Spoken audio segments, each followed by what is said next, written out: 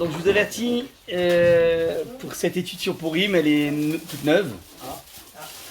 Elle est neuve et en fait, elle est pratiquement entièrement inspirée d'une étude sur texte du Rav Elalouf. J'ai déjà cité ici, ouais. Et en fait, il a en grande partie répondu à un problème que mon épouse avait l'année dernière en relisant, en réécoutant la Megillah. Ouais, en réécoutant la Megillah, donc elle est sortie de Purim, elle était perturbée. Alors, qu'est-ce qui l'a perturbée l'année dernière? C'est qu'en fait, elle lit la Megillah, elle regarde un petit peu toutes les choses, un grand banquet, un grand festin, un mari qui décide de tuer son épouse, qui veut chercher fait un concours de Miss Univers pour pouvoir trouver la remplaçante, et il la trouve, elle s'appelle Esther, donc la pauvre Esther, elle est dans le palais là-bas, dans une sorte de harem, elle est complètement soumise à un despote, et le jour où il y a un décret d'extermination, elle n'a jamais dit qu'elle était juive, le jour où il y a un décret d'extermination qui place au peuple juif, il y a Mordechai qui lui dit, bah écoute, vas-y, il faut que tu lui dises que tu es juif pour essayer de gérer ce problème, et elle répond, mais je peux pas, c'est pas possible, je peux pas aller le provoquer parce qu'il y a des protocoles chez nous. Ouais, et il n'est pas spécialement commode, le roi. Et si je commence à ne pas respecter le protocole, il y en a une qui a fait ça avant moi, eh bien elle est plus de ce monde. Donc on peut imaginer dans quelle situation finalement, c'est une sorte d'otage. Elle est otage, Esther. Hein. Bon.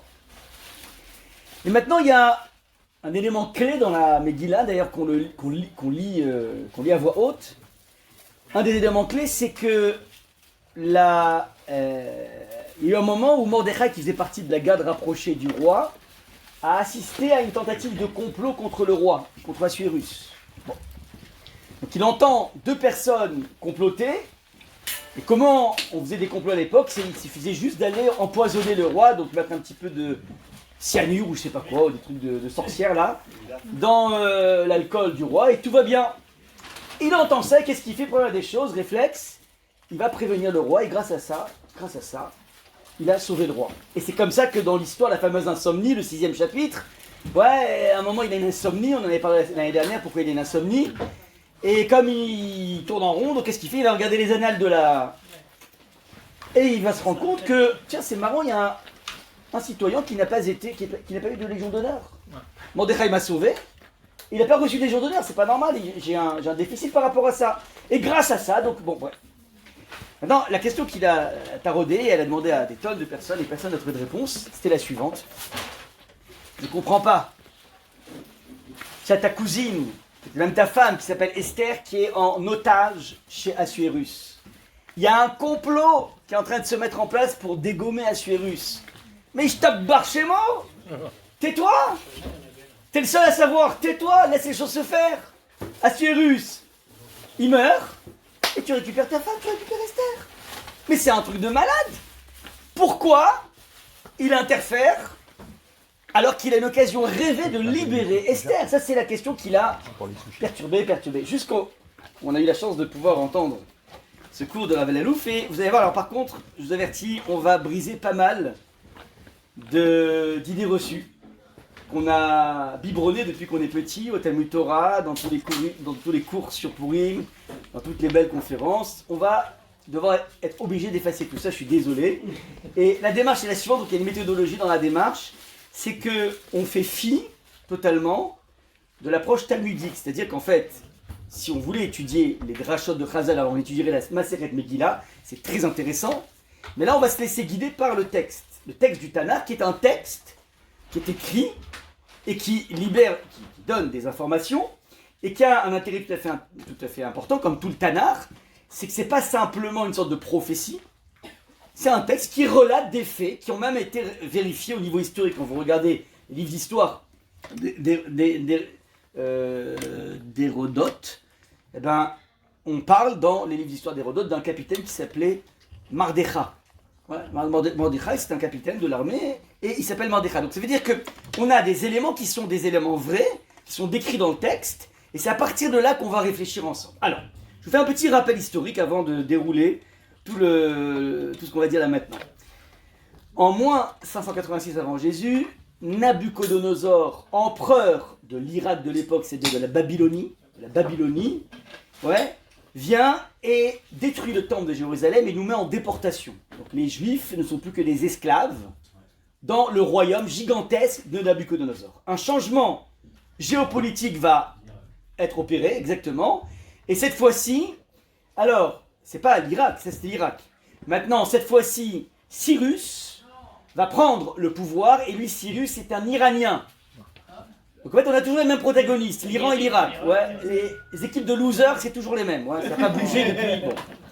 Donc, alors, il n'est pas seul, il a une coalition avec la Mède de l'époque, donc c'est Pras ou Madaï, Pras perse, c'est l'Iran, et Mède, qui se liguent et qui arrivent à renverser Nabuchodonosor.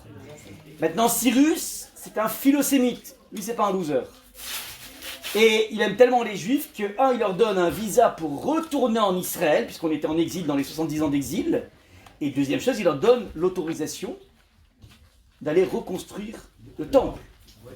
Et il est tellement un ami d'Israël que lorsque j'étais sur Tel Aviv, après la guerre des 12 jours, ouais, je ne sais plus quand qu'est-ce que j'étais, en septembre.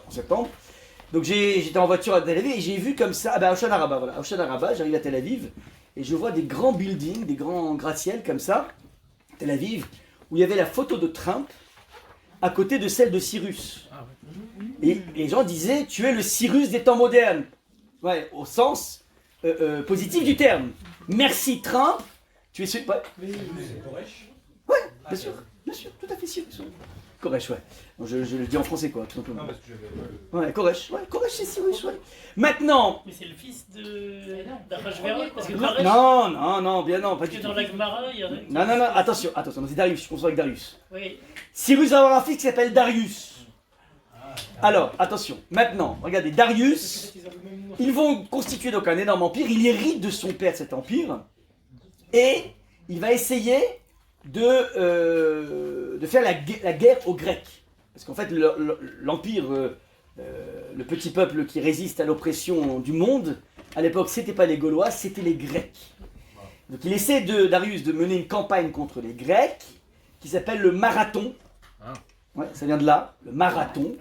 Et il n'arrive pas à prendre le dessus sur les Grecs, donc il retourne dans son empire iranien, et là-bas il va vivre 5 années de détente, profiter de la vie, ouais, farniente, tranquille. On n'arrivera pas à avoir les Grecs, mais c'est pas grave, on est dans un magnifique empire. Son fils, le fils de Darius, s'appelle Assuérus, qui hérite de son père. Et maintenant on va relire, un tout petit peu les premiers points de la Megillah. Je ne sais pas si vous vous en rappelez. Ouais. Donc, Darius, vous avez compris, c'est le fils de Cyrus qui règne sur la Perse et la Mède, et il a un fils qui s'appelle Assuérus. Ce que Darius n'a pas réussi à faire, de conquérir les Grecs, ça va être tenté par Assuérus. Et c'est la raison pour laquelle, alors, je donne une petite précision, on avait toute cette époque-là, largement la possibilité de faire la Aliyah et d'aller reconstruire le temple. Mais ne sont allés en Israël que les tzadikim. C'est-à-dire que les gens qui étaient mus par un idéal extraordinaire de reconstruire le temple, mais la majeure partie des Juifs préféraient largement vivre à Téhéran et avoir un club de pilates 3 fois par semaine, que d'aller dans un pays complètement sauvage, où il n'y a rien, il n'y a même pas de l'eau qui coule, tout est à faire, et il n'y a que des barbus qui prient devant un mur. Ouais. Donc c'était quand même, ça faisait pas photo. Donc on préfère rester dans l'empire grec, on est très dans l'empire iranien, on est très très bien dans cet empire. Ok, jusque-là c'est bon ou pas? Mais c'est pas les 10 types de personnes qui sont rentrées avec Ezra à Sofer en Israël. C'est fait après ça. C'est après, juste après. Après ça, et toutes les personnes qui sont rentrées, les descendants de David, qui étaient des tzadikim. Ah, d'accord, oui. Donc en fait, c'est les tzadikim qui y vont, mais les juifs n'y vont pas. Bon, ça c'est juste le contexte. Maintenant, regardez. Vous vous rappelez, la Megillah s'ouvre, et on nous a biberonné ça, sur un festin qui dure 180 jours. Et j'ai même eu mot à dire dans les enseignements, a priori c'était des orgies, enfin des trucs complètement des beuveries, tout ça. En fait c'est faux, Rabotaille. C'est un festin qui dure 180 jours, qui réunit qui? Sarav, les princes, Avadav, Apartemim, et serré à Médinot, il n'y a que des ministres, il n'y a que des généraux, il n'y a que des gens importants qui sont réunis à Suse, la capitale, la 3e année du règne de Assuérus. Et là, il leur fait un méga présentation de toutes ses richesses. Alors, 180 jours, le Gaon de Vilna dit, en fait, les Harot et Osher Kevod Malchuto, Vetiferet, Yekar Gedulato, sont 6 expressions de richesse, de beauté. Et il y a 180 jours, vous faites 6 fois 180, vous tombez normalement sur 1080, ne me compterez pas trop, vite, rapidement, ouais. Et 1080, c'est le nom d'ustensile qu'il y avait dans le Beth Amikdash. Il avait tout récupéré de Nabucodonosor, et donc il expose un petit peu les richesses du monde, donc c'est beaucoup mieux que les diamants volés du Louvre, ouais, mieux, ouais. L'Aïhmo. Mais donc on a ici, donc maintenant, et c'est quoi l'idée de cette stratégie? Pourquoi tu exposes ta richesse? Pour essayer encore une fois de créer une coalition, ouais, et pour essayer d'aller mettre la pâtée aux Grecs. La même chose. Il est dans le même trip que ses aïeux. Maintenant, c'est la 3e année du règne. Juste après ces 180 jours, il fait une semaine pour le peuple, et là la boisson elle est à profusion. Mais avant, c'était pas la boisson à profusion du tout. C'était des rendez-vous, une sorte de colloque de 180 jours, qui était un colloque qui était stratégique. Pas plus que stratégique. On est bon jusque-là ou pas? Politique. En fait, Politique. C'est la géopolitique pure et dure. C'était pas l'écuyer de Nebuchadnezzar. Alors, il a eu un passé au niveau militaire, mais il a gravi les échelons. Mais pourtant, c'est le fils de Oui, Cyril, alors, de Darius. Tu peux pas importer des notions de Gemara lorsqu'il va marquer dans le texte. Ah, mais c'est Pour le l'instant- fils de Darius ou pas? Oui, d'après le sens littéral, ça reste le fils de Darius. Donc il a la lignée quand même. Il a oui aussi la lignée, il n'a pas que la lignée par sa femme. Ouais. Mais tout ce que tu dis sur Vashti, ça c'est dit dans Talmud. Pour l'instant, on fait exprès de regarder Ouais, que ouais, le non, texte. mais Ok. Maintenant, Rabotai, je continue. Quand est-ce qu'à votre avis intervient le concours de beauté où Esther va être, comment dire, choisie à l'unanimité? Après la mort de Vashti. Ouais. Ok. Et donc c'est quand la mort de Vashti? Bah, cette même 3e année. Et c'est en Ok. plein milieu du festin. Sauf quand vous relisez la Megillah. 180 jours. Ouais, bah, on croit comme ça. Parce qu'il lui a demandé de venir en habit d'Ève avant la faute, devant tous les officiels. Elle a refusé. Elle était très belle, mais elle a refusé. Et nous, on pense qu'en fait, immédiatement, il enclenche sur le concours de beauté pour la remplacer. En fait, vous regardez, le concours de beauté a lieu la 7e année du règne. Non. Eh oui, donc il y a un... Regardez dans le texte. Hein. Il y a 4 ans de... Donc il y a 4 ans, un blackout. Que s'est-il passé? On est obligé de comprendre ici que une fois qu'il a réuni, il a créé sa coalition, il a fait la guerre pendant 4 ans. Il a eu 4 ans de guerre et il revient de la guerre et il n'a pas réussi à avoir les Grecs. Donc il se dit bon bah je vais faire quelque chose dans ma vie, je vais trouver une femme. Vous comprenez ou pas? Je vais trouver une femme. Exactement. Et ensuite, il va chercher femme, chercher épouse. Ben, au moins, il va faire comme ses aïeux. J'arrive pas à avoir ce succès militaire, mais c'est pas grave. On peut kiffer la life. Ouais. Ah, c'est vrai qu'il va se marier avec Vashti? Non, il s'était déjà marié. Il l'a tué. Mais quand il l'a tué? Il l'a tué juste au festin de la semaine en question. Ah, donc c'est au festin. Au festin? Non, au festin de la semaine. Pas les... Ah, 7 ans plus tard. Pardon. Ou bien, on n'a pas obligé. Dans les 6 mois en question. Ouais. Il part en guerre. Lui, ce qui l'intéressait, c'est la coalition. Bah oui. Et il revient et il n'a pas de femme, donc qu'est-ce qu'il cherche? Une femme, simplement. Ok, donc le harem est là. Ok, jusque-là, c'est bon ou pas? Donc on a le cadre très clair. Maintenant, on va essayer de découvrir les deux personnages, Mordechai et Esther, comme vous les avez jamais entendus. Ouais, désolé pour les personnes qui vont être choquées. Ok, comme vous le savez, Mordechai a dit à Esther de ne surtout pas dévoiler sa provenance. Qu'elle est juive. Il nous dit le texte, c'est le Egida Esther, je suis dans le grand 1. Le Egida Esther est ama vet molatta. Elle n'a pas raconté ni son peuple, ni sa naissance, sa maison natale, qui Mordechai tsiva alea asher lo tagid, parce que Mordechai l'avait obligé de ne pas le dire. Question pour un champion.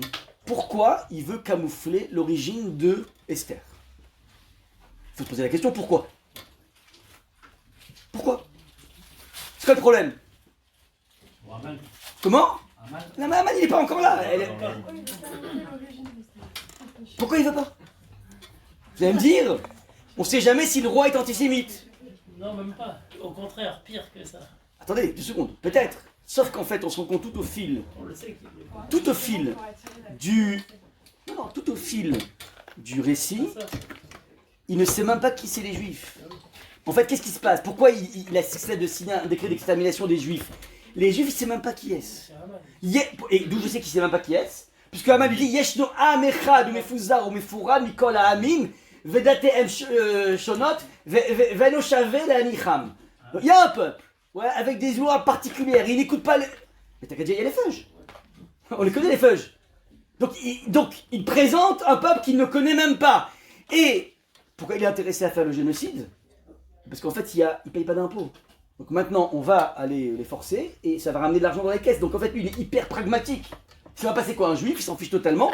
Mais une chose est sûre, c'est que les caisses de l'État, waouh, Bezrat Hashem, ça va cartonner.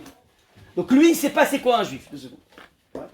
Maintenant, qu'elle dise qu'elle est juive ou pas, ça changera absolument rien. Quelle est cette obsession à camoufler sa provenance? Première des choses. Maintenant, deuxième des choses, très important, on a Esther et Mordechai. Alors c'est très important que vous sachiez que Esther vient du nom d'une déesse babylonienne qui s'appelle Ishtar.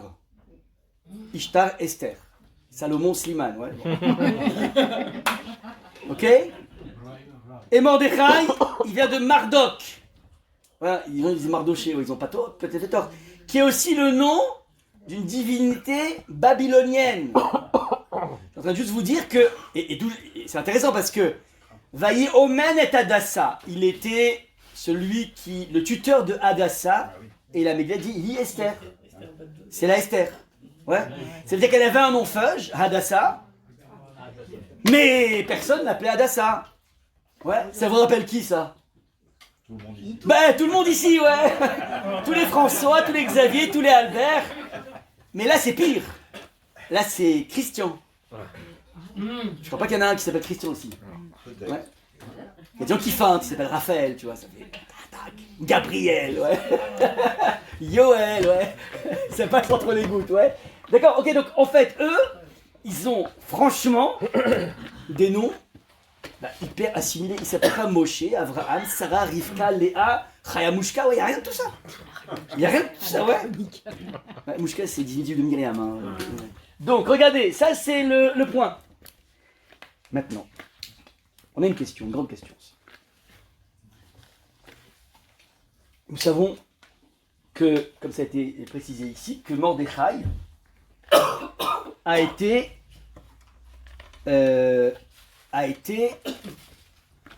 capitaine dans l'armée d'Achirus, ces fameuses 4 années là, il s'est dit dans capitaine. Il était avec Haman. Ouais. Et il se trouve que Haman a eu des déboires au niveau financier et il s'est vendu en tant qu'esclave à Mordechai. Ok? Bon. Maintenant, donc ils se connaissent, ils ont fait l'armée ensemble et puis l'un est devenu le maître de l'autre. Ça c'est dans l'histoire. Et la grande question qu'on a droit de se poser, c'est comment se fait-il que Haman, avec tout ce qu'il a pu fréquenter Mordechai, ne sait pas que Mordechai est juif. Et d'où je sais, parce que la Megillah le dit, Vaï be'omram elav yom vayom. Donc tout le monde se prosterne devant Haman. Donc il devient Premier ministre. C'est plus un serviteur, il devient Premier ministre. Ouais. Il est érigé en tant que Premier ministre. Et là, il demande à ce que tout le monde se prosterne. Et tout le monde se prosterne, sauf un Gaulois dans ce Gaulois, sauf Mordechai, ouais, qui lui, Vaï be'omram elav yom vayom, de jour en jour, lui, il ne se prosternait pas. Velo shama alehem. Je voulais pas que tout le monde lui disait, mais non, attends, vas-y, prosterne-toi, c'est la chouma, prosterne-toi. Vayagidou le Haman, donc ils sont allés clafter à Haman, l'irot ayamdou d'ivré Mordechai, pour voir c'est combien de temps il va résister. Combien de temps Mordechai va faire le malin, ouais. T'es là, t'as une loi, t'es dans un pays, tu te prosternes pas, ça va durer combien de temps? Qui y guide la haine à Cherou Yudika. Ils ont dit à Haman qu'il était Yehudi. Donc là je pose une question, pourquoi il ne se prosterne pas devant Haman, Mordechai? Comment Haman il peut le venir pour lui? Comment? C'est son maître. Exactement, et non pas, comme on a toujours entendu, parce que c'est un problème d'Avodazara. Parce que c'est pas un problème d'Avodazara. Vous comprenez ou pas? Donc en fait c'est juste un problème d'ego. Mais je peux pas me prosterner devant un collègue, on était sur le même banc de l'école, on a fait toutes les 400 coups ensemble, et moi j'ai grandi, Et toi, t'es un rigolo, et d'un coup, grâce à des jeux politiques, tu as essayé. Je peux pas, c'est tout, comprenez-moi, j'arrive pas. Comment il peut devenir Premier ministre en fait? Ah, Il avait même pas le droit de la franchir, Mordechai. Réponse de l'augur. Réponse tous les députés LFI, là, c'est tous, ouais. Non, mais parce qu'il avait pas le droit de le libérer, de La- la franchir normalement, Mordechai. Je rentre pas dans tous les... C'est un D'accord. Kenai. Je peux pas tout... Ok. Donc regardez, la politique c'est très simple pour pouvoir gravir, enfin il faut être un peu malin, mais on peut gravir facilement de choses. Ok. Donc vous avez compris en fait qu'il y a un truc qui est quand même bizarre.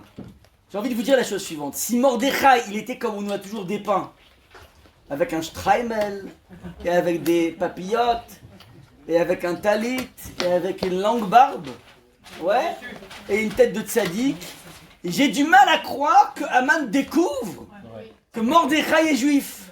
Parce qu'il faut être drôlement inculte pour quand tu vois un bonhomme qui a la tête de Rabbi Jacob, de pas dire ah bah Louis de Finesse, ouais. Tout le monde va dire bah oui c'est Rabbi Jacob, ouais c'est évident.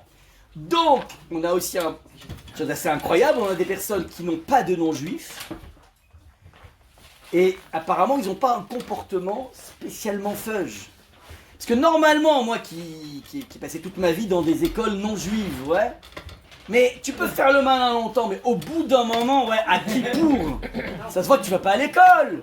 Au minimum, ouais, regardez le lycée Saint-James à côté, là, je crois que jour du Kippour, ils sont obligés presque de faire réaliser tellement il y a 30 ou 40% de gens. Pardon ? Il y a personne, exactement, ouais. Donc ça veut dire, on a compris, ça veut dire, ça se voit, ça se sent, ouais. Et tu peux pas aller au McDo avec eux, à minimum, même si t'es assimilé, mais ça veut dire, ouais, tu vois en fait que ça se sait tôt ou tard. Même les personnes qui ne respectent pas Shabbat, ouais. Mais tôt ou tard, ça se sait, un juif, ouais. Donc là, c'est quand même bizarre, tellement d'années passées ensemble. Ils ne savent pas qu'il est feuille, c'est un truc de fou, c'est vraiment incroyable, ça, ouais. Déjà, ça c'est normal, parce que je connais plein de collègues, il n'y a personne qui sait qu'ils sont juifs. Ok. Mais en tout cas, vos collègues n'ont pas la barbe et le chapeau. Alors là, il n'avait pas la barbe ni le chapeau. Ok, et voilà, c'est ça que je veux juste arriver. Il a aucun signe extérieur de richesse. Rien. Ouais, rien du tout. Bon. Je parle au niveau spirituel. Ok, je continue, les amis. Ouais. La question que j'ai posée en entrée de jeu, donc c'est la question de mon épouse. Pourquoi Mordechai déjoue le complot? Tu as une occasion rêvée extraordinaire que Assurus meurt dans le complot, qu'ils sont empoisonnés, et qui meurt, et tout va bien. Et ensuite tu récupères Esther. Maintenant, et là en fait il y a une question qui est posée par le Rav Yosef Messas, un grand Talmid Chacham. Je crois que c'est le cousin de Rabbi Shalom. Je parle sous le contrôle des professionnels. C'est un grand Talmid Chacham, Rabbi Yosef Messas. Il pose une question et dit mais je comprends pas. Il dit mais où est l'abnégation de Esther? Depuis quand Esther est obligée de rentrer dans ce concours de beauté?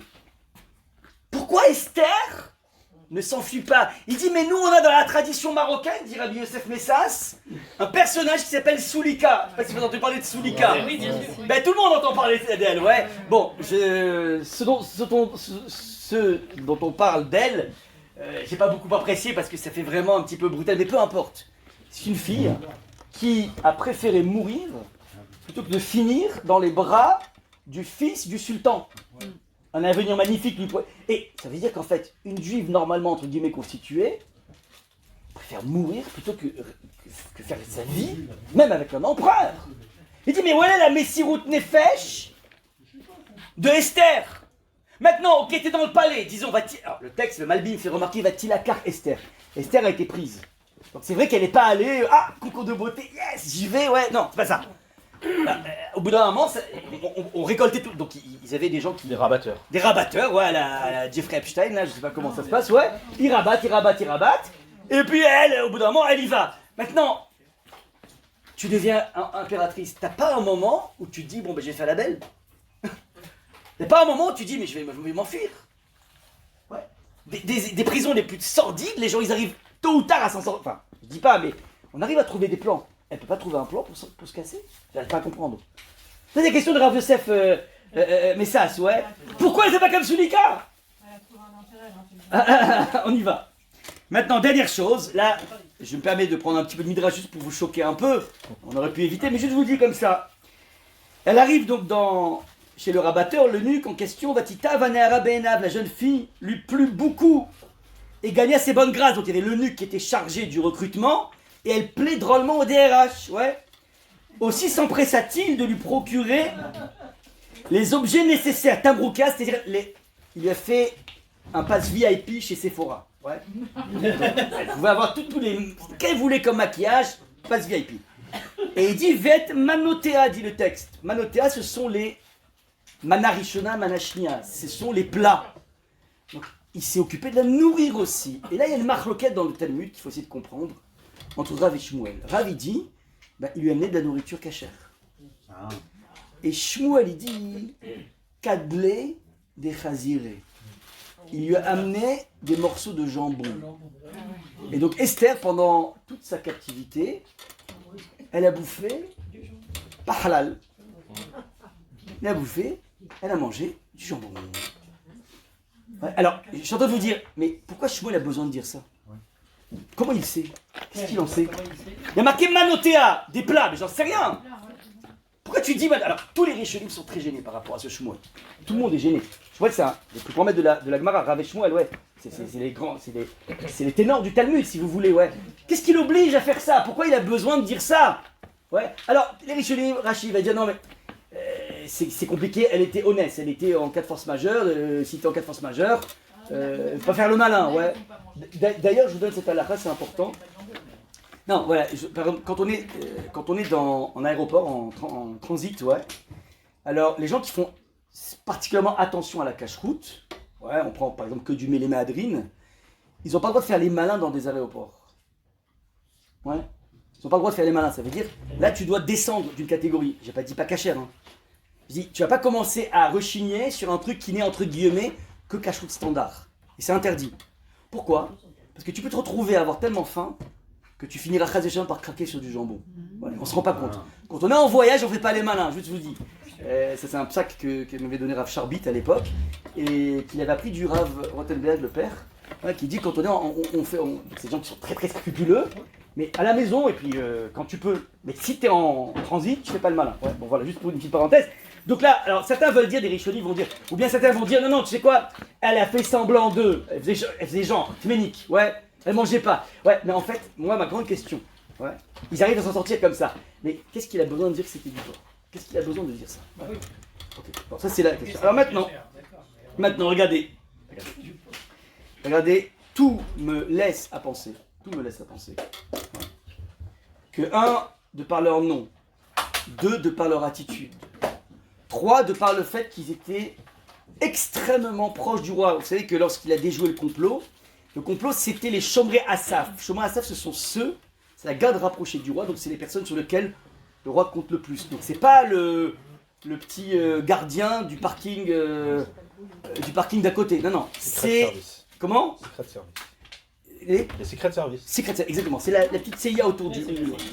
Mais lui, il les entend, il est à côté. C'est-à-dire que lui aussi faisait partie du High Society, Mordechai. Donc tout ceci nous porte à penser qu'en fait, la dimension religieuse et pratique des mitzvot de Esther et de Mordechai n'était pas quelque chose de particulièrement prononcé. Comment? Ça veut dire en d'autres termes, on peut dire qu'on est en face de ce qu'on appelle des juifs ultra assimilés, qui ont réussi à gravir les échelons, comme il y en a plein. Rappelez-vous Jacques Attali, major à Polytechnique, major à l'ENA, et puis il devient le Sherpa de Mitterrand. Il y en a plein comme ça, plein. Et évidemment, attention, il va taper sur Israël parce que... il ne faudrait pas craser Shalom qu'on croit que tout ce que je fais dans ma vie est motivé par le fait que je m'appelle Attali. Ouais, vous avez remarqué. Donc c'est un des esprits les plus brillants de France, ouais. Et à chaque fois que vous avez parlé à Alain Minck, le meilleur oral de l'ENA, de l'histoire de l'ENA. J'avais eu en amphi à Dauphine, je me rappelle, un garçon d'une brillance incroyable, juif polonais, ouais, aussi. Et donc c'est juif, mais alors totalement assimilé. Et tellement assimilé, ils seront les premiers à taper sur Bibi, les premiers à taper sur elle. Vous avez remarqué, ouais. Maintenant, tout ceci m'amène, et vous allez voir un petit peu dans leur réaction, qui c'est extrêmement intéressant. Ouais. On va relire la Megillah. Et en fait, bon, comme tout le monde l'a remarqué, tout le monde l'a dit, il n'y a pas une seule fois le nom de Dieu qui est marqué dans la Megillah. Ok? C'est-à-dire qu'en fait, c'est un texte, la Megillah, qui est totalement laïque. Il n'y a rien dans le texte de la Megillah, si ce n'est une histoire. Il n'y a rien dans la Megillah si ce n'est une histoire de 10 chapitres. Et maintenant, regardez comment c'est incroyable. Il va y avoir un événement qui va changer la donne. Donc jusqu'à présent, jusqu'au chapitre numéro 4, on est en face de juifs ultra assimilés. Puis d'un coup, il y a un décret d'extermination qui est écrit par Haman. Alors Haman, il dit, je ne vais pas régler le compte à mon ancien maître qui s'appelle Mordechai.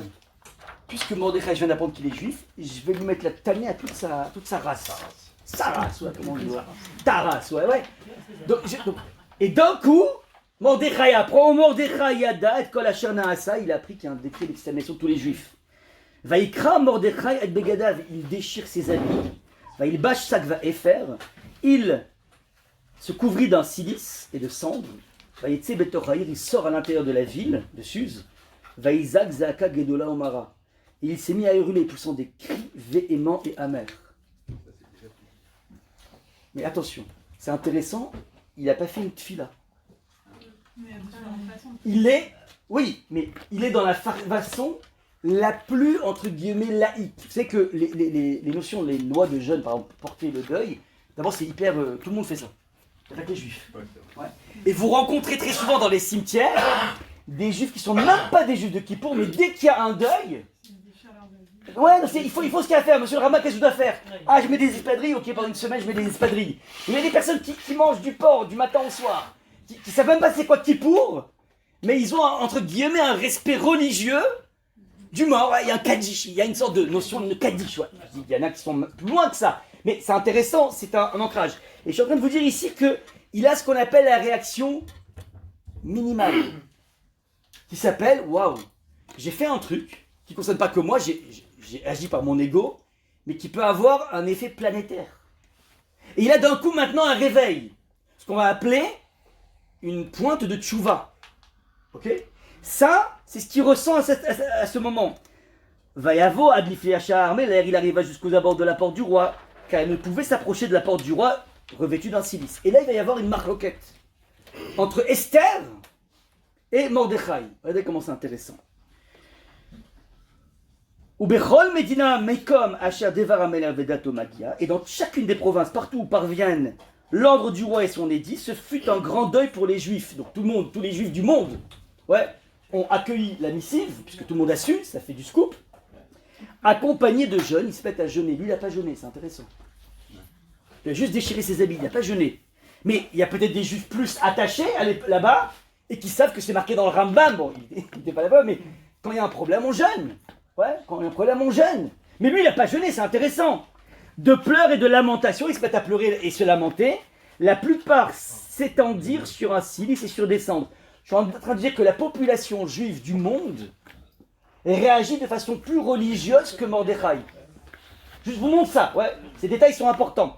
Maintenant, qu'est-ce qui se passe? Donc, lui, il est là, habillé, déguisé en clown, pas en clown, mais en bonhomme, en deuil, quoi, ouais. Et Vatavona Meharot Esther. Donc maintenant, toutes les filles de cour de Esther, donc c'est chamages, quoi, comment ça s'appelle, c'est servantes, Vessaricéa et ses eunuques, viennent lui raconter la chose, ils sont venus lui raconter.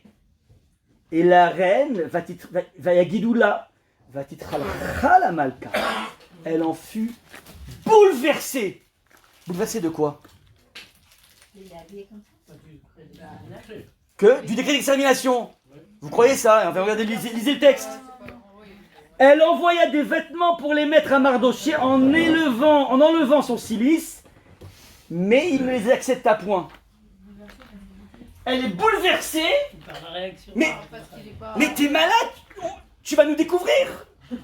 Tu m'avais toi-même dit qu'on n'est pas censé dire qu'on est fudge. Mais tu te déguises là maintenant. Mais regardez comment c'est intéressant.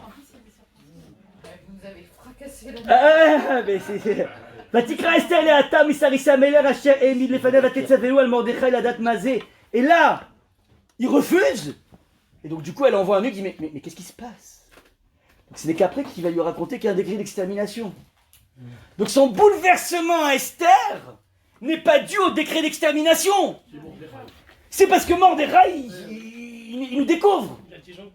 Ils vont découvrir la Magen David que j'ai cachée ici avec le truc de Tsahal, ouais. J'ai caché ici avec un rail, ouais, et on la cache. comprenez ou pas? Chas Shalom, ils vont se rendre compte. Ouais, vous comprenez ou pas le problème? Ça, c'est ce qui est marqué. Maintenant, d'un coup, là, il refuse, il dit non, je reste comme ça. Rabotaï, qui dans l'histoire juive récente a eu la même réaction que Mordechai? Il a découvert qu'il était juif. Ah, c'est pas le rat qui était dans la grotte et qui... Non, un rave, a priori, c'est qu'il est juif, ouais. Ça commence par un bug. Il y a eu beaucoup de frères, malheureusement, qui se sont... Ça, c'est tout récent. Je dis un peu en amont. Ah, qui viennent découvrir qu'il est juif. Ah, plus en amont. À l'issue d'un acte d'antisémitisme notoire. Dans notre... On y est. Alfred, Il y a, mieux que ça, il y a un bonhomme qui s'appelle Theodor Herzl, qui vit à Vienne en Autriche. Il est dans les hautes sphères de l'intelligentsia autrichienne. Il est journaliste. Il est envoyé à Paris pour couvrir en tant que journaliste, pas en tant que juif du tout. Il est juste ultra assimilé. Il doit couvrir l'événement de l'affaire Dreyfus. Et quand il observe l'événement de l'affaire Dreyfus, l'affaire Dreyfus, oui. C'est lui qui est le journaliste qui couvre pour Vienne, pour l'Autriche. Et d'un coup, il dit waouh, mais c'est pas possible. Mais moi, je suis juif aussi. Et je palpe ici un antisémitisme terrible. Et donc, il a un réveil identitaire qui est dû à un problème d'injustice terrible qui s'appelle l'antisémitisme. Mordechai qui vient exactement dans la même posture. Il y a un antisémitisme qui est en train de se mettre en place, une solution finale. Mais attends, mais je suis juif, et si c'est comme ça, ben j'assume. Mais attention, c'est intéressant, il fait pas de filote. Il n'a pas convoqué un jeune. Il n'a pas fait Afrachatrala, il n'a pas fait des Teilim. Ouais, c'est hyper important. C'est une sorte de teshuva quand même. Mais évidemment, D'avoir ce c'est réveil comme ce qu'on ça. appelle l'embryon de Tchouva. Exactement. Le germe. Maintenant, regardez. Ouais. Il n'a pas fait parce qu'il ne savait pas. Il ne savait pas que ça se faisait. Mais exactement. Il est assimilé.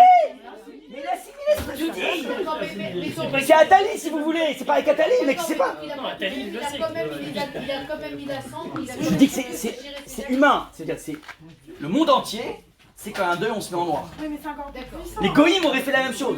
Oui. Je dis que, regardez, la population, eux, ils jeûnent. Lui, il jeûne pas. Lui, il est au minimum. Il est au premier degré, quoi, le premier étage, ouais. Maintenant, regardez comment c'est incroyable. Donc lui, il dit non, je refuse. Il faut qu'on fasse quelque chose. Et d'un coup, il se sent des ailes pour se dire, bah, il faut qu'on sauve la situation. Ah bah tiens, comme par hasard, toi aussi, t'es juive. Peut-être ça pourrait nous aider. T'es bien placé, ouais. Et il lui dit donc vas-y, va intervenir. Ah, attends, du calme. Il n'est pas commode mon mari. Moi j'ai pas été appelé depuis un mois. Et le protocole c'est qu'il m'appelle, c'est pas moi qui vais le provoquer. Et la dernière qui a fait la maline avec lui, ouais, j'ai pas envie de finir comme elle du tout. Ouais. À ce moment-là, qu'est-ce qu'il lui répond? Mordechai, regardez, je suis dans le. Ouais. Vayomer Mordechai, il est Hachiv à l'Esther, donc il lui envoie.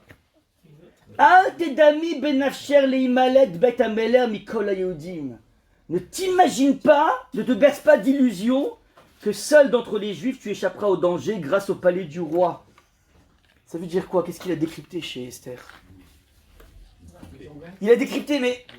Un égoïste. Non, mais oui, mais ça veut dire... Mais laisse-moi tranquille, quoi. Mais je m'identifie pas du tout à tous ces juifs. Bah oui. Avec un gros nez. Et qui ont des fils autour des... C'est pas moi. J'ai aucun rapport avec eux. Pour qu'ils lui disent, ne te berce pas d'illusions. C'est qu'évidemment, il a senti qu'elle se berçait d'illusions. Mais j'ai aucun rapport avec ces juifs. J'ai aucun rapport. Si en plus on ajoute le malheur de Raforman qui dit qu'elle est descendante de Rachel, c'est une binyaminite, et que les Yehudim c'est des Judéens, donc c'est carrément des tribus différentes, ça ne fait que corroborer, ouais. Donc qu'est-ce qu'il dit? Ouais. Il lui dit, Ki imacharesh tacharishi, donc il la menace, si tu te tais, ba'et azot, à ce moment précis, revar ve'atzala ya'amod la Yehudim. Il y aura, revar ve'atzala, il y aura un salut pour les juifs qui viendra d'autre part. C'est intéressant ça. D'où tu sais? D'où tu sais qu'il y a une promesse que le peuple juif il sera jamais détruit, il sera abîmé, on n'a jamais dépassé 15 millions. On n'a jamais dépassé 15 millions. On aurait dû être au moins autant que les Chinois. Au moins autant que les Chinois, normalement. Si on n'avait pas eu tous les pogroms. Bah oui, calculé. En plus, on a beaucoup de natalité chez nous. Ouais. Ouais, ouais. Donc, mais il y aura toujours des juifs, ouais. Mais quand tu dis ça viendra d'ailleurs, ils prononcent même pas Ezrat Hashem. Non. Comprenez, à un moment comme ça, tu dis bon, mais Ezrat Hashem. Ouais. Allah Akbar, je sais pas, un truc comme ça, ouais. Mimakom Acher, par ailleurs, ils prononcent même pas Dieu. Attention, Ve'at ou Betavir Tovedu, et toi et la maison de ton père, vous allez périr. Vous allez périr. Ne crois pas que tu vas pouvoir t'échapper comme ça. Ou mi yodea im la et kazot igat la malchut. C'est très religieux d'avoir cette pensée. C'est la seule pointe de religieux. Mais attention, qui sait, allez, qui sait si la raison pour laquelle tu as gravi toutes ces échelons, c'est peut-être pour ça. Mais ça, je vais vous dire, c'est exactement ce que Herzl se dit au procès de Dreyfus. D'un coup, il réalise, mais moi, je suis hyper connecté dans tous les salons, l'intelligentsia, et si tout ce que je connaissais, je pourrais le mettre au service du peuple juif. Il réalise. Il n'était pas du tout religieux, complètement assimilé. Mais d'un coup, il a un réveil identitaire qui s'appelle Clan Israël. On fait partie de ce clan, et on va essayer, tout simplement, de trouver une solution. Et qui ne passe pas par Torah et Mitzvot. Qui passe par... Alors, maintenant, regardez comment c'est extraordinaire. Regardez comment c'est extraordinaire. Ouais. La déclaration, quand on dit la Hatzala, donc le sauvetage viendra du Makom Acher. Makom, c'est un des noms de Dieu. Oui. Mais oui, mais il ne prononce pas. Mais oui. Il ne dit pas Bezrat Hashem. Ouais. Alors, regardez, j'ai pris là. Ça rappelle étrangement la déclaration d'indépendance le 14 mai 1948. Ils n'ont pas voulu mentionner le nom de Dieu. Ils ont marqué Mitor Bitachon Betsur Israël. Plein de confiance dans le rocher d'Israël. Ils n'ont pas voulu dire Hachem. Ils se gênent. Vous comprenez ou pas? C'est pareil ici. Ils se gênent. Alors Tsour, un Tsour Kelokenu. On a des psukim. Il n'y a de rocher que Akadosh Baruch Hu. Donc on a compris. C'est une image. Tu peux dire Baruch Hashem. Même Bibi dit très souvent Ezrat Hashem. Ouais. Il ose. Il n'y a pas peur. Ouais. Ils ont pas. Ils pouvaient pas. Mais vous comprenez, c'est exactement la posture de Mordechai. Je peux pas, c'est trop. Ouais. Donc ça c'est le. Ouais. Maintenant, réaction maintenant de notre chère Esther, qui est convaincue. Qu'est-ce qu'elle fait? Aforchatrala, Teilim. On va finir le chasse? Non, regardez. L'air kenos et kol hayudim animtsaim beshushan va rassembler tous les juifs présents à Suse. Et tsumu alay ve'al tochelu ve'al tishtu shloshet yamim. Et là on va faire la dose, 3 jours de jeûne. Quand ça? Pessah. On a le droit de jeûner à Pessah? Bien sûr. Mais elle sait même pas. Parce qu'elle mangeait. Vous comprenez ou pas? Elle ne sait pas, donc c'est urgent, on fait truc. Et je fais fi de. Je connais même pas la halakha. Il y a une candeur un peu quelque part, il faut y aller quoi. Exactement. Maintenant, et c'est intéressant, elle n'a pas dit à ce moment-là Hachem ou Elohim, elle n'a pas fait des slichot. Elle dit venez, on fait une organisation de juifs. Comme les juifs laïcs ont toujours fait. On va se serrer les coudes, on va créer un KKL, je sais pas, des trucs. Tous les trucs de fudge. Tous les trucs de fudge. Comment dire, de telle université, les trucs, les sionistes de, les sionistes. Elle fait pas plus que ça, la pauvre. Ouais. Regardez, va rassembler tous les juifs de Suse, et je jeûnerai de la même façon, et puis je me présenterai au roi, et si je dois périr, je périrai. Et là, elle est prête, à ce moment-là, à aller jusqu'au bout. Maintenant, ok. Maintenant, regardez comment c'est assez incroyable. Regardez comment c'est assez incroyable. Baruch Hashem, son intervention va être couronnée de succès. Et Baruch Hashem, on va échapper à ce décret d'extermination. Allez-nous, Baruch Hashem. Et là maintenant l'épilogue, c'est le dernier chapitre, le chapitre le plus ennuyeux de la Megillah, mais qui est le plus important de la Megillah. Il n'y a que 3 versets. Ne vous endormez pas, même si vous avez faim lundi soir. Ouais, alors dans le verset, dans le Posuk, c'est très intéressant. Le dernier verset dit la chose suivante, que le roi, premier verset dit, le roi, donc Assuérus, a placé des impôts sur les îles. Donc il a mis une nouvelle TVA, une nouvelle taxation sur les îles. Que toute l'histoire de Mordechai et de Esther est consigné dans les annales de Prasumadaï, donc des journaux historiques de Prasumadaï, et dernier verset, qui Mordechai Yehudi, Mishne Alamel Rachashverosh, venait en second après le roi Assuérus, Vegadol la Yehudim, il était grand aux yeux des Juifs, Veratsu les Rovechav, et aimé de la foule de ses frères, Doreshtov les Hamo, il recherchait le bien de son peuple, Vedover Shalom les Cholzaro, et il parlait de paix à toute sa race. Qu'est-ce qu'il est devenu? Premier ministre, ça veut dire, il continue, en bon juif assimilé, le lobbying. Il s'occupe du peuple, et c'est très intéressant. Il est Ratsu, il est Rovechav. Il est apprécié par la plupart de ses frères. Oui, mais on parle pas de la population. Des juifs. Oui, que les juifs. Oui. La plupart l'aiment. Pas tous, c'est qui les pas tous? Eh ben, on va le dire, et pour cause. Parce que c'est complexe de sentir qu'une histoire aussi incroyable que Purim passe par des juifs qui ne sont pas des juifs représentatifs de la Torah. Vous comprenez ou pas? C'est la grande gêne. Et si vous voyez que dans la Megillah, il n'y a pas une seule fois le nom de Dieu qui est marqué, il y a des millions d'explications, j'en ai donné moi pendant des années. Ouais. Mais c'est parce qu'en fait la Megillah, elle est le reflet des personnages principaux de la Megillah. Hachem, il voulait que ce soit nous qui soient mis en avant, pas lui. Non mais c'est parce que aussi eux n'ont pas beaucoup Hachem dans leur vie. Ouais, mais... Ils sont le reflet de... Après on peut s'arranger en disant que quelqu'un est partout, je connais tous ces... Je suis un spécialiste de ces pirouettes moi, vous inquiétez pas. Mais je suis en train de vous dire autre chose là maintenant, je suis en train de vous dire que c'est très intéressant. La Megillah est en train de te présenter comment va renaître un sentiment du Ham Israël. La Seconde Guerre mondiale. Alors, en tout cas, par rapport à ce qui se passe, et regardez comment c'est extraordinaire. Donc vous avez compris qu'en fait que lui, il va rester Premier ministre. Elle va rester mariée avec un goy. Elle aura même un enfant. Ouais. Donc en fait, ils vont évoluer en tchouva, mais pas des masses. Il n'y a aucun des deux qui se dit, bah écoute, c'est l'occasion, on part en Eretz. On va construire le... Vous comprenez ou pas les personnages, ouais. Et regardez comment c'est extraordinaire. Il y a, cette fois-ci, la Gemara qui dit la chose suivante, que nous, on a une fête de Purim aujourd'hui. Vous savez pourquoi? Parce que Esther l'a exigé. Elle a demandé au Chachamim.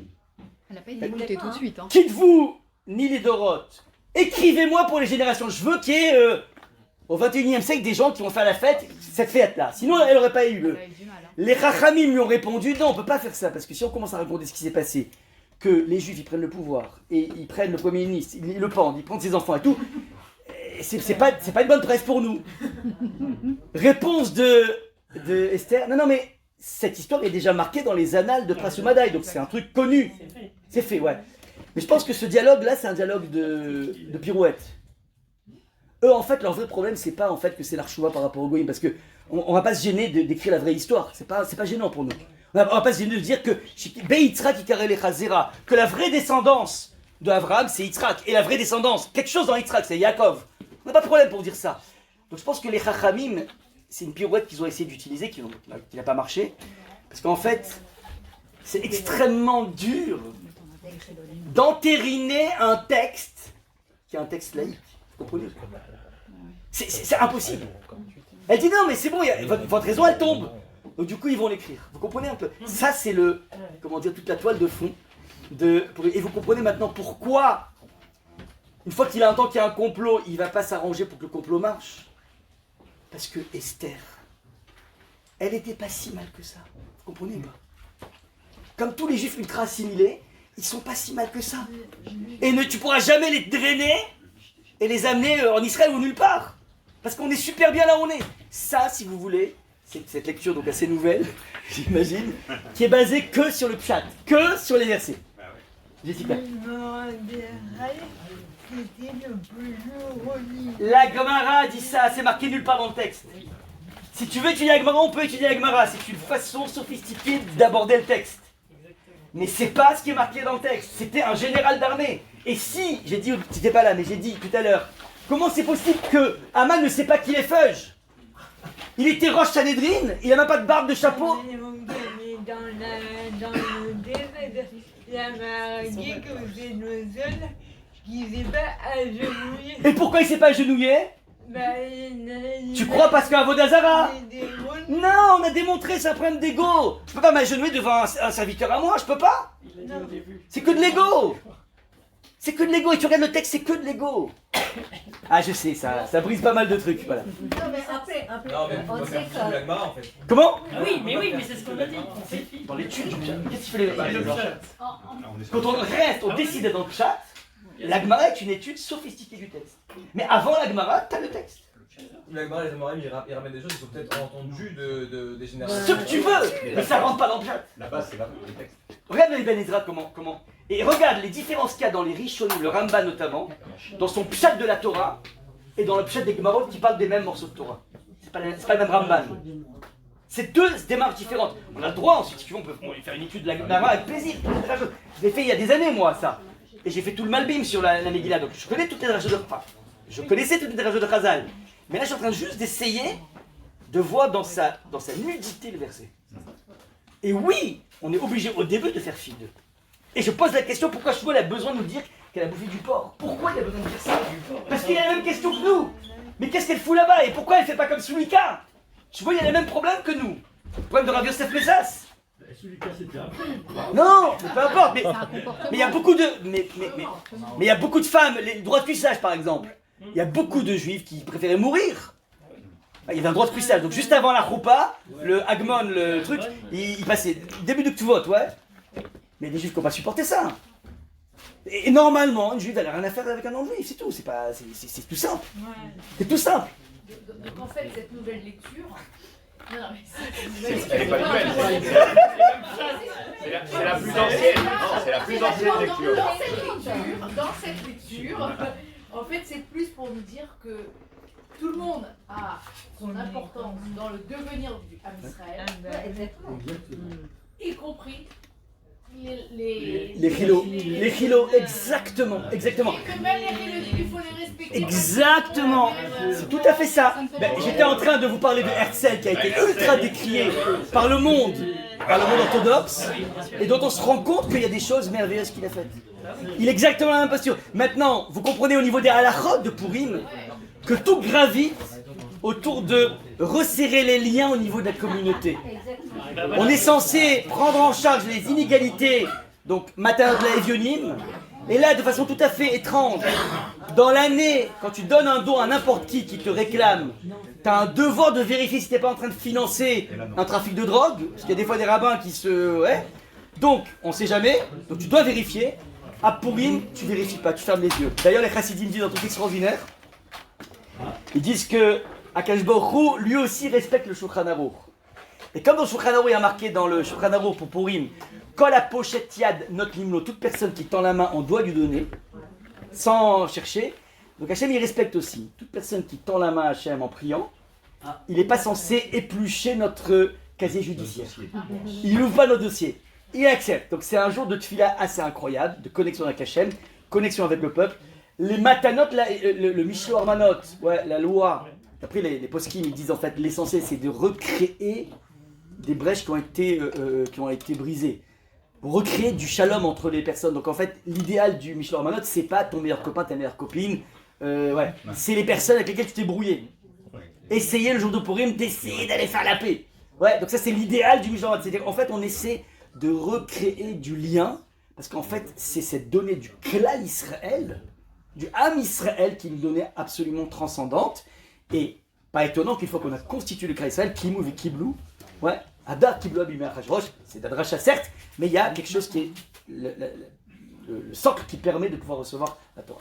Et alors dans cette lecture, le Michté c'est McDo ou Hippopotamus?